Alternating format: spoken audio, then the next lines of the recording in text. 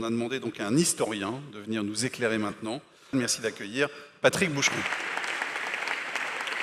On m'a demandé d'intervenir aux États généraux en tant qu'historien.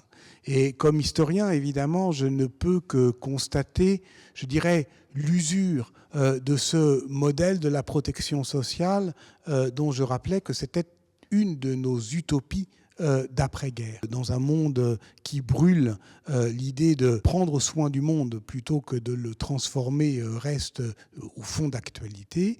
Mais au-delà, on sait bien qu'on ne peut pas rendre un projet politique désirable en disant simplement qu'on veut le conserver en l'état. Et pour les Françaises et les Français, ce qui les intéresse, c'est qu'on commence très concrètement à parler de la manière qu'ils ont au fond, de vivre la solidarité, de vivre la protection sociale. Une des difficultés aujourd'hui réside dans le fait qu'on n'est pas compris quand on proclame, mais on est mieux compris quand on rencontre des pratiques.